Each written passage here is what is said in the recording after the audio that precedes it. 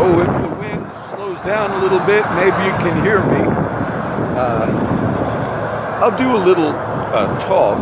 I would like to add something of teaching value, meaning in the future, if you ever see it, you'd be able to. I'll only repost videos as of today's date, which is December 8th, 2018. There are things going on in the world of news. So what I'll try to do is maybe add a few things in without being too at this one period of time, and maybe share a few verses. Today, it's a Saturday at about 3:30 or so, but I saw a lot of my friends in the street, my homeless friends that many of you have seen on the videos, and I could have made multiple ones today on just the different insights. I was with my friend Furman and another friend, Knock John, and they were bringing up different scriptures. We were having coffee at Whataburger restaurant, and I thought I should turn it on because they don't realize during the whole conversation, John is a Christian man, Furman is as well, but they would bring up a different story about Samuel, from the book of Samuel, and then Furman mentioned Michael the Archangel. We were talking about spiritual warfare, and then John mentioned the story in Daniel of the children or in the fiery furnace, and all of those. At the end of our discussion, I was thinking, I should turn it on because much of it fit together at the end. A lot of scriptures, a lot of verses. The other day, just in my different reading of the Bible, I thought if there was one particular point I would want to speak on, I don't think I'll do a Sunday video tomorrow. I usually do a video on Sunday, but I'm doing so much other stuff, I figured I'll just try to skip it. But the thought I had was, most of you that are Bible students, we understand that Jesus Christ died for the sins of men. And over the centuries of Christians having councils and debates on the nature of God, the nature of Christ, and the church councils and all are really good, and I agree with them, okay? And I notice sometimes we could try to look into the things that we can't really fully understand as human beings. And if you were going to just do like a little parable about the predestined Son of God, God before eternity, in all eternity, knew that the Son would come and die for the sins of men. And if in that conversation of the Trinity, now we know this is not so, but if in that conversation, before creation, because John 1:1 says, in the beginning was the Word, and the Word was with God, and the Word was God. And if the Son said to the Father, if the Logos, the Word said to the Father, I'm going to go, which he certainly agreed to do, I'm going to be born, I'm going to become incarnate, which we celebrate in about 20-something days from now, or 18, Christmas is coming. And the plan is, I'm going to die. And I'm going to die for the sins of men. And say if the Son asked, and how can that happen? Meaning, now this is my, just giving a little parable of my own. If the Son said, I'm going to be perfect, and I'm going to be sinless, the only sinless human being ever, and how will this creation of humanity, who were created in the image of God, how are they going to accomplish killing me? And maybe in this parable, the father would say, they don't fully recognize the great mystery of iniquity, son. They will convince themselves that a perfect person, without fault, without sin, who only speaks the truth. Humans have a system, and it just so happened in the first century, it was the Roman government. Our Jewish friends are celebrating Hanukkah right now, which is one of the great stories of the Maccabean revolt. Okay, but they revolted against an oppressive kingdom at a certain point in their history. And we go back, this is during like the time of Alexander the Great in 2nd century BC. I didn't study recently. And it was a revolt against an oppressive regime. And in scripture we have Assyria, Babylon, the Grecians, that were all other governments and countries that came against the Jewish people. And at the time of Christ, it was the Roman government. And so in this conversation with the son, with the father, don't forget, the father might have said something like, don't worry, they will convince themselves, son, Jesus, that you are worthy of death. And not only will they convince themselves of that through their means of communication in that time in the first century, through the governmental authority in Jerusalem, which was located indeed at the temple, and through all of the people in human government, which God ordained, yet that same very government and people will convince themselves that of all the other crimes taking place at that time in the first century, that it's necessary that they must kill you, son. Then you say, but how could that be? It was. If you read in John's Gospel, I'll try to maybe see if I could find a spot less in the wind. In John's Gospel, as Jesus is interacting with the Jewish people, there's some interesting statements. At one point he says, I'm going somewhere where you will not be able to go. And in the King James it says this, the Jews said, will he kill himself? Isn't that amazing? They kind of interpreted that statement, that I'm going somewhere where you cannot go, as will he kill himself?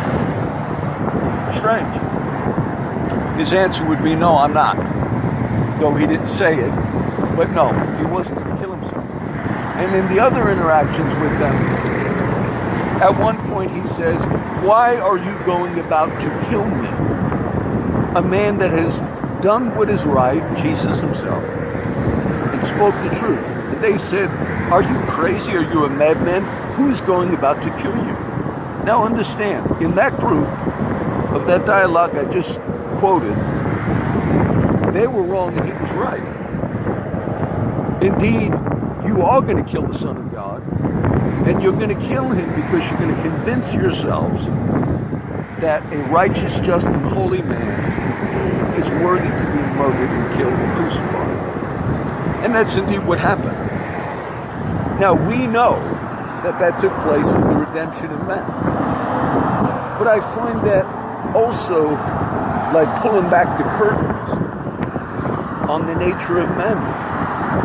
At whatever time in history, that's why I said I would try to keep it where it's not too, and this is not applying to any particular person. The only maybe political figure I would mention that would fit in the history right now, which is history as I speak, is we had the passing of a U.S. president by the name of George Bush Sr., the first president, George Bush. And it was interesting because I almost did a couple of just update videos because we as a country, pretty much our media, the people that communicate, they lauded him as a great, wonderful man. There was no criticism, we understood, but then I heard that for over a week. And I heard how George Bush's son, the other president, George W. Bush, speaking of his father, nobleman, crying, talking about the tragedy of losing a child when that child was young.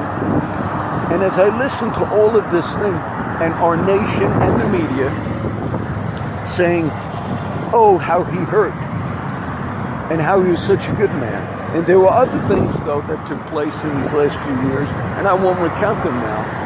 But if you focused on those other things that took place in Mr. Bush's life at the time that we're living, and I didn't really hear anyone bring it up.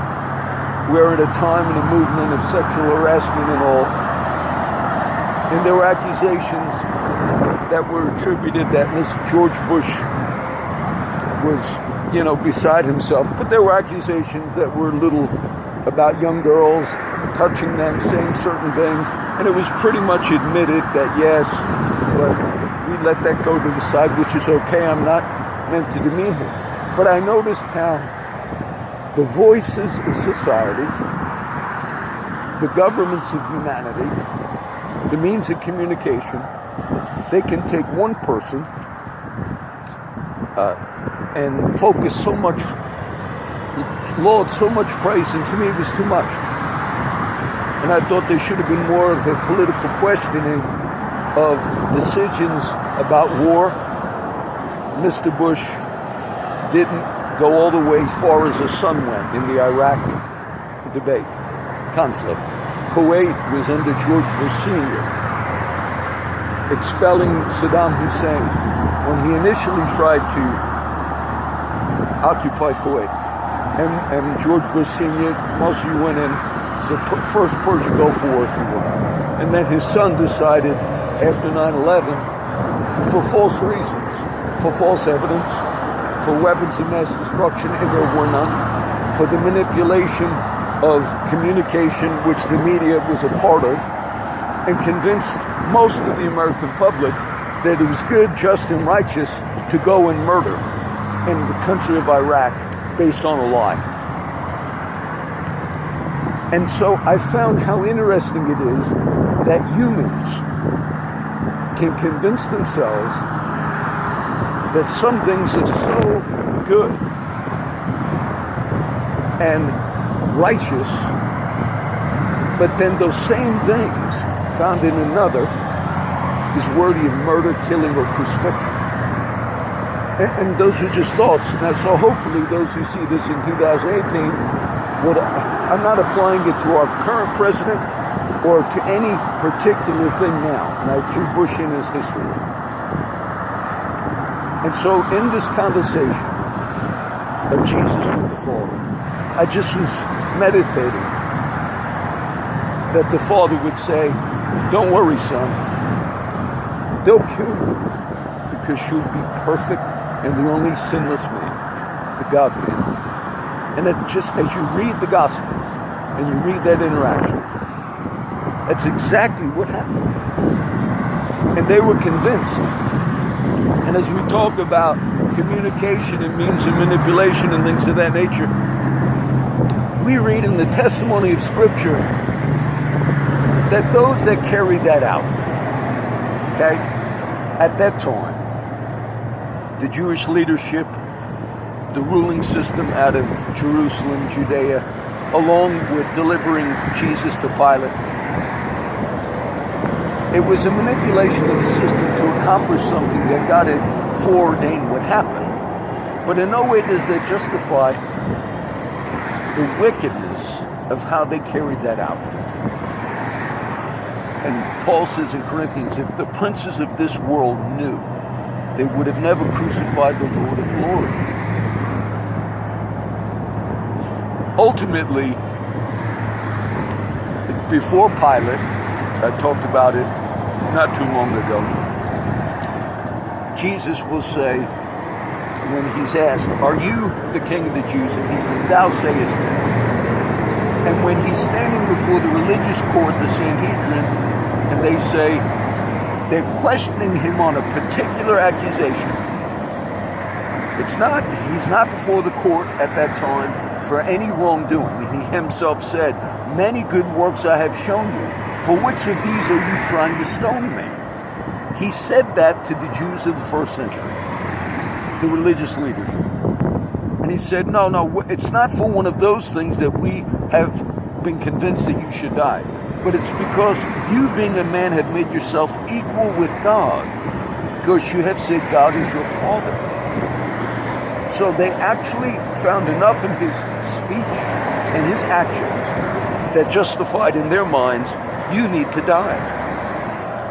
And the ironic thing is, the speech he spoke was true. They never really took into account at that point of the story that he was speaking the truth.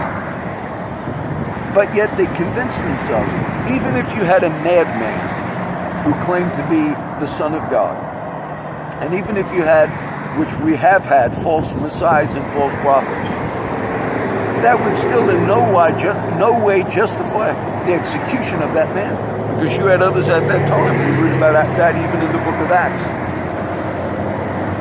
But they convinced themselves this one should die for his claim of deity, not realizing it was true. And Nicodemus later questioned that himself, part of that ruling religious class. And I just found that interesting, that we as a society can laud people, whether they're past presidents. We can empathize when their family members speak about the grief that past president had when he lost a child. I guess it was a daughter that George Bush lost, whether in sickness. But in no way could we grieve as a society in the Western world when we realized that there were the loss of many innocent women and children on actions that weren't justified.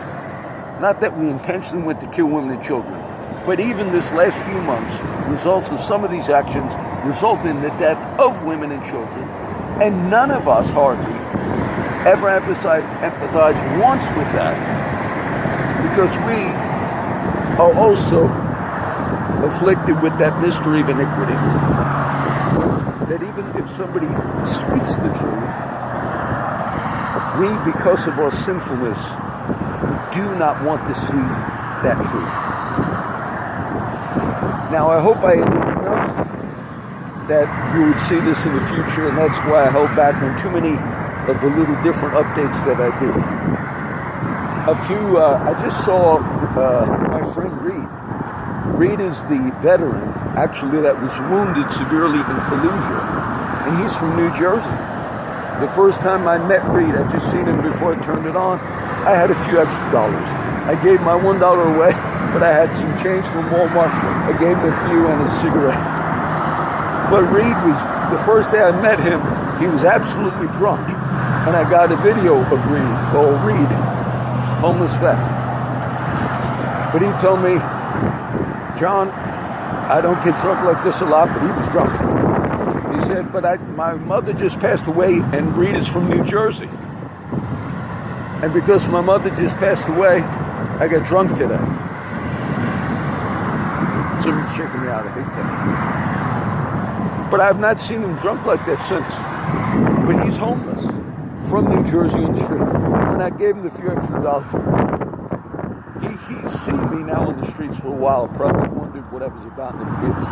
You know, John, you're an anybody. I said, Reed, you're a child of God. Because I know Reed is a believer, but like a lot of my friends in the streets, a lot of them are surviving. And it's a tough life for them to live like that.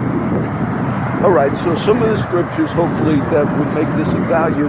At this present time, I'm making a lot of new cloud video sites, and I'm just putting all of the videos I've had on YouTube and everything else on the various cloud sites.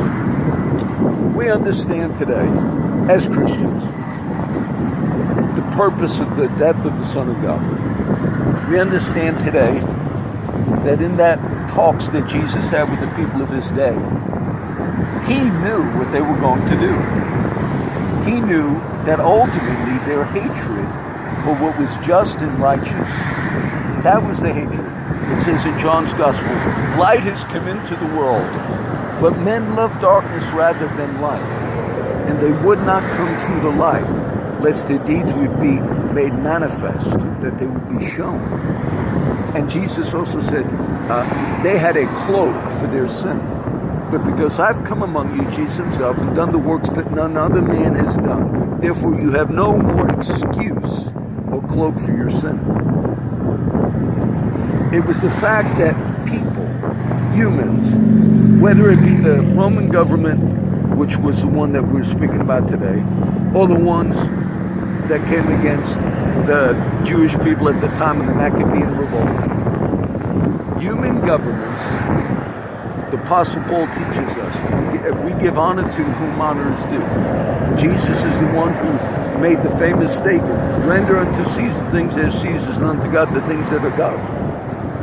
But in no way do those statements that we read about in Scripture, about honoring kings, giving honor, no way does that mean that there's also not an expression of wickedness, injustice, wicked governments, because Jesus himself challenged them. The question that came up earlier with my friends was about the execution of John the Baptist. All the different discussions, and my Christian friend, Knock Knock John, he said they executed John because John said that Herod was committing adultery because Herod was married, I'll add this part in, to his brother Philip's wife. And John was right, but we were having a discussion. I said, actually, John, that's not why they executed John the Baptist. Now, it's partially true. And maybe they didn't know the story because I said it real quick off the top of my head. I said, you see, and John also asked me, Knock Knock John asked me, what's the significance of John the Baptist? I said, well, there's many prophecies about John the Baptist. Behold, I send my messenger before thy face. He's going to prepare the way. The voice of one crying in the wilderness, prepare you the way of the Lord. Make straight in the desert a highway for our God. Oh, Isaiah, Malachi. I said there are more prophecies about John the Baptist as a prophet than there are about any other prophet, except for Jesus himself. I said, so he was the forerunner. He came right before. I said, but actually, the execution of John came about this way. I said, it wasn't just because he was saying, Herod, you're committing adultery because you're married to your brother Philip's wife. Because John was saying that for a period of time. And the scripture says Herod feared John. Now Herod was the ruling Roman governmental authority put in place of that region at that time. All right?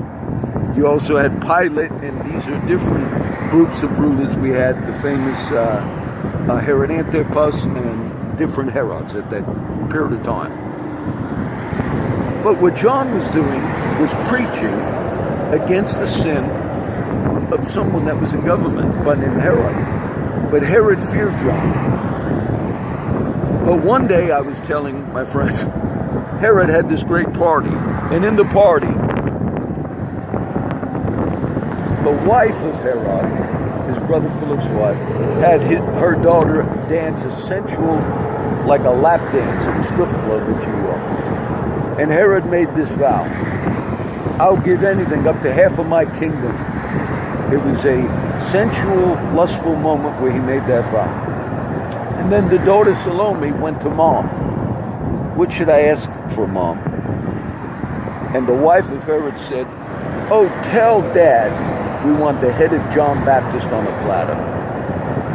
And it says Herod was sad and didn't want to do it. But nevertheless, for the oath's sake and for the others that were there, he did it and took his head off. And what you see, though, in that conflict, you see a manipulation, even in that case, of the wife of Herod, to accomplish a vengeful goal, but to use human government in it. And there's a lot of teaching on Jezebel and how that relates back to the story of Ahab. So that was part of the discussion. And the main point I would like to communicate at this time in our history, as well as down the road.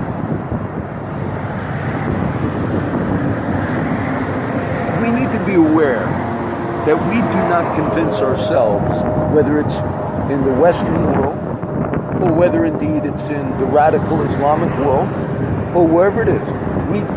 We have to be careful that we do not convince ourselves that a certain thing is so correct that what we have to do is kill and act out in violence to solve that problem. The root of war. In Scripture, James says, if you will, the half-brother of Jesus, who wrote the letter of James, from whence come wars and fightings among you? Come they not hence, even of your lusts that war in your members. The root of it is not for some just cause. The root of it is not because we're out to liberate society. The root of it is sin. Don't ever forget that. Isaiah the prophet talks about war being no more.